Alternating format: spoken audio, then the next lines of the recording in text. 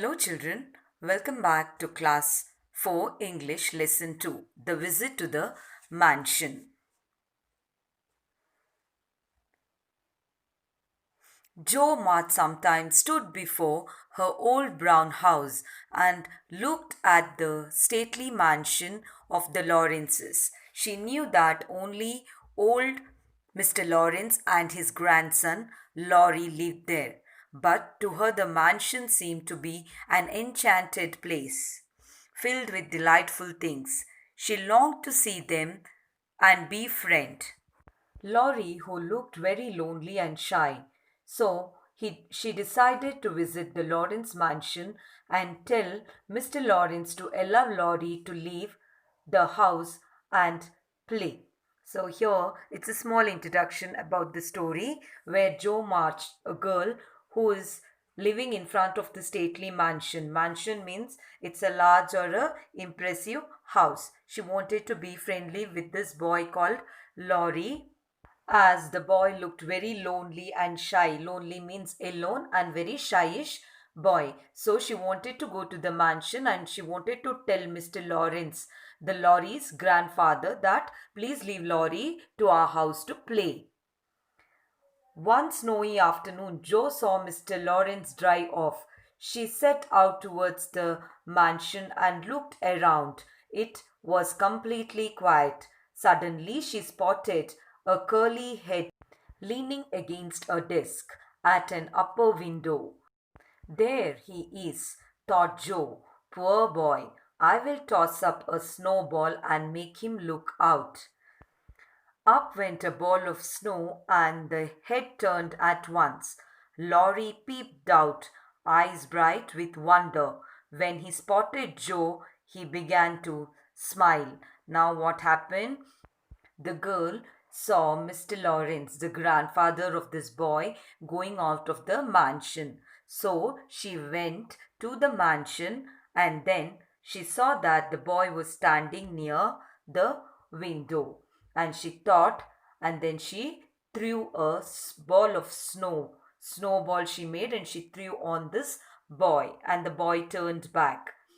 Now what happened? Laurie saw, peeped means he looked at the girl, and he was very happy to see somebody near the door.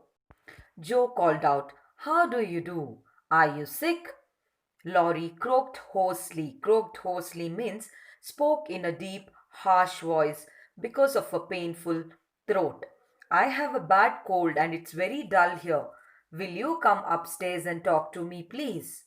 "I will ask mother. Wait." Now, what did the boy do? The boy asked the girl to go to the upstairs. Why? To sit and talk there, because he is very lonely. He is alone there and he is also not well. As the boy was not well, he asked the girl to go to the upstairs and sit and talk there with him. The girl told that she will talk to her mother and then come home to meet him. Excited, Laurie flew about to get ready and tidy his room. A little later, there was a loud ring followed by quick footsteps. Then there was a knock on his door and Jo appeared. She was carrying a covered dish in one hand and three kittens in the other. "Here I am," she said briskly. "Mother sent her love. Meg sent some of her delicious blancmange, and Beth thought her cats would be comforting.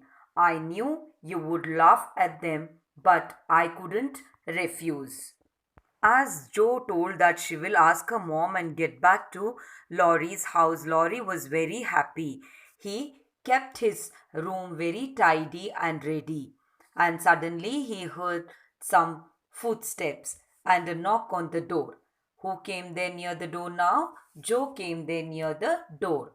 She was carrying a covered dish in one hand and three kittens in the other hand. Now what happened? "Here I am," she said briskly. Briskly means with a lot of energy. She said that I am here now. "Mother sent her love. Meg sent some delicious blancmange. You can see the picture of a blancmange in the story there. So that's a sweet dish made with corn, sugar, and milk. And Beth had sent 3 kittens to Laurie. She said, I knew you would laugh at them, but I couldn't refuse.